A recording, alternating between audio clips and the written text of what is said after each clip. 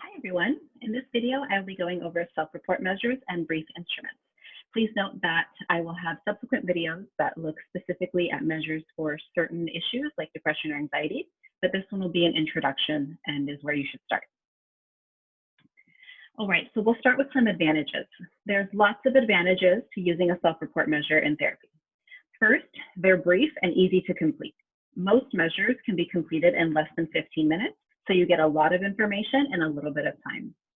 Next, they're symptom focused, meaning that they're especially useful for diagnostic purposes and they have high validity. So this can help to narrow down which diagnosis you may be thinking of for this particular client. In some cases, these measures are less costly, some are free, which is great. However, do note that some assessments are expensive, and for others, you have to pay to get them scored. So that's something to consider. Finally, these measures are especially helpful with treatment planning and with tracking progress. If you administer the same self-report measure at the onset of therapy, then throughout therapy, they provide an objective way of measuring progress that you otherwise might not have. This is why lots of evidence-based programs include self-report measures as part of their process. Of course, there are disadvantages. First, there can be some problems with reliability. Some people might be dishonest on the measure because they either want to give you the answer they think you want, or because they want to downplay what's going on for them, or because they lack awareness of what's going on for them. Another limitation here is that the responses that are given in a self-report measure are limited, and so they may not be reflective of the person's true experience. The way that that particular measure describes symptoms of depression, for example, may not resonate with the person, and so they may not score it high when in fact they have high symptoms. Some of the tools can be lengthy, especially those that are general in nature, because they're attempting to capture lots of different things in one measure. And so that requires a lot more questions, so they can take long. There may also be some issues with language and translation, as well as cultural differences. Some tools have not actually been translated at all, and you might find yourself needing to translate in the moment, which can mess with validity and be problematic. Others are translated, but they're not translated well, and so the meaning is a little bit different than what you intend for it to be. Also, as I've mentioned, some can be expensive or require lengthy training before you can administer and score them. And unless your agency is providing this training for you, that's a lot of time and money for you to spend on your own. And you might not even be able to access the measure because you have to pay for it first, which is a limitation. All right, so assuming you've decided to utilize a self-report measure and you have access to it and training to use it, you would typically administer it during the assessment period first, then at the midpoint or a few points throughout therapy if you're doing a longer span of therapy, and then at termination. You would begin by introducing the measure to the client, and this involves how will the client complete it? Is it pen and paper? Is it electronic, like on an iPad? What is that going to look like? The rationale for using it, meaning why are they using it? What's the point? Okay. And any risks and benefits of using it. For example, completing a questionnaire about trauma may elicit a trauma response in the client or be triggering to them. And so that's something you want to let them know. As they're completing the measure, assuming that you're in the room with them, you would want to make sure to remain present and engaged while they do it. This isn't the time to zone out or to start looking through your phone. You want to make it known that this is important and that you're there for them if they have questions. It can also be helpful when using self-report measures to have multiple informants. So for example, if you're working with a child, having the child complete a child version of the questionnaire, and then perhaps having their parent and their teacher, if possible, complete the questionnaires. That way you have multiple perspectives on the client's presentation. Once the client has completed the measure, you would score it and interpret it outside of the session, and then provide your report at the following session. This is a part where some folks forget. They'll score it and interpret it and use it for their diagnostic purposes, but never come back and explain it to the client and what information they got out of it. And that can make the client feel like either you weren't paying attention to it, it was just busy work, or that you're trying to hide something from them, all of which are not good. Okay, so we're going to go into general measures. And the reason why we're doing general measures is because, like I mentioned in the Assessing Psychopathology video, it's helpful to use a general measure in order to narrow down symptoms into one or two main areas And at that point, you could then administer a more specific measure based on what you've got. Of course, if the client has come to you citing a very specific issue, like they tell you, I'm here to address my OCD, a general measure might not be as helpful, and you might just go straight to the OCD measure, but you might still choose to do a general measure in this case too, just to get an idea of whether or not there are other issues that the client may have that would be relevant for treatment.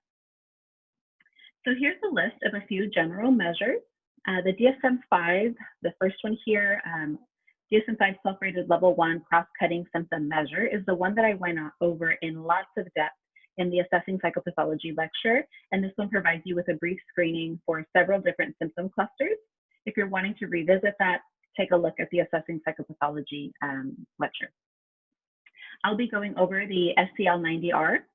I'll go over the outcome questionnaire, which is the adult version of the YOQ, the Youth Outcome Questionnaire, and I'll go over the brief symptom inventory with you. So first, the SCL-90-R.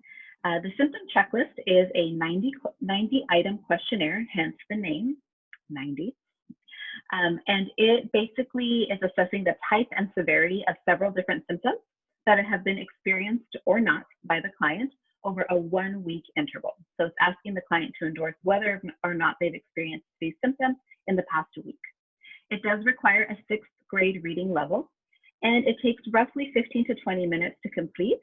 But if someone's completing it and English is their second language, or they're a bit of a slower reader, it can take longer since it's 90 questions. And it does give you several different subscales, and I'm going to go over a few of them in the next slide. Okay, so first, the Global Severity Index. This is the best indicator of distress and gives you a threshold of psychological distress for this client. Questions that are included in this subscale include things like, how often were you bothered by feeling easily annoyed or irritated? Have you had any thoughts of ending your life? Have you had any issues with your appetite? And so on. So this is a great one, and a score of 63 or above indicates presence of a clinically significant level of distress and is important to know. The Positive Symptom Distress Index gives you an average rating for all symptoms, which may be helpful. And there are other subscales, such as one for obsessive compulsive symptoms, one for somatization, and so on. And so if these are relevant to you, or you think the client may be struggling with particular issues in that subscale, then you would sum up the items in the subscale, and that would give you an index of where they are with respect to that particular issue. Scoring is pretty straightforward. Okay, next is the Outcome Questionnaire, or the OQ. And this is a frequently used measure in evidence-based programs like MAP, and various community mental health agencies use it. It's 45 questions, so it's sometimes called the OQ 45, and it provides a measure of functioning and common symptoms. Please note that the Spanish translation of this form does have some problematic issues in terms of the way that things were translated, and I have found personally, when using it with Spanish-speaking clients, that they get confused by the way things are written, and I have to explain them, which of course messes with the validity of the measure. So here is a screenshot of the first piece of the assessment. Also remember that the youth version is very similar and asks similar questions, and it's called the Youth Outcome Questionnaire. The Youth Outcome Questionnaire also comes in a caregiver and teacher report version, and these are commonly used at mental health agencies. Okay, so looking at this measure here, the questions are there to the left, and the client will answer never, rarely, sometimes, frequently, or always, and those correspond to a certain number that is next to the checkbox, as you can see. So for example, for the first question, getting along with others, the person may select sometimes, which is a 2. So you would then, when it's time to score, take that 2 and write it into the bubble underneath IR. So there's a bubble that corresponds to each question, and that just tells you that that question goes with that particular subscale, okay? So in this case, getting along with others goes into IR, which is interpersonal relations. So things like loneliness, conflicts with others, relationship problems, and so on. And so you would go through filling in each of the bubbles for each of the questions. So number 2 would go into the SD bubble, number 3 would go into the SD bubble, number 4 would go into SR, and so on. So SD stands for symptom distress and is assessing symptoms of the most common disorders like anxiety and adjustment disorders. And then SR stands for social role and is assessing difficulty in social roles of worker, student, home worker, etc. Okay, so then once you've filled in all of the bubbles, you sum them up at the bottom, and they provide you with a clinical cutoff score for each subscale. So that means that any score, any summed score that is above that clinical cutoff is significant and is worth assessing further. Okay? Also note that in addition to adding up the subscales and seeing what that tells you, you want to be mindful of certain critical items which would require further assessment immediately. So that specifically there's a question about suicide, a couple questions about substance abuse, and a question about violence. So if any of these are endorsed as anything other than never, you want to follow up. The last thing to note about this measure is if the client has skipped items, which happens because they're kind of small, especially on the Spanish version, and can be hard to track, you're instructed to use the average of that particular subscale to fill in the missing number.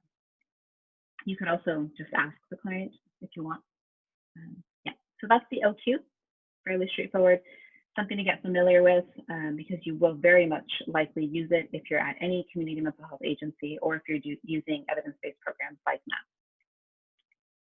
Okay, here is the brief symptom inventory, which is basically a shorter version of the SCL-90, which I went over first. It's 53 items instead of 90. But it provides the same symptom dimensions and global indexes as the SCL. So if you're wanting all of the depth, or sorry, if you're wanting all of the different symptoms as the SCL, but you don't have as much time or you don't want the client to go into so much depth, you can start with something like this and then use it to figure out what you're going to assess for afterward. And so you'll see if you were to put them both together, the SCL and the brief symptom inventory, a lot of the questions are repeated. There's just not as many questions for each symptom cluster. Okay, all right, so that's it for general things to note about assessing with the self-report measure and some general measures that you can use for all of your clients that would be helpful. In future videos, as I mentioned, I'll go over depression, anxiety, and other self-report measures for specific mental health issues, so do look out for those. Let me know if you've got any questions. Thanks for listening.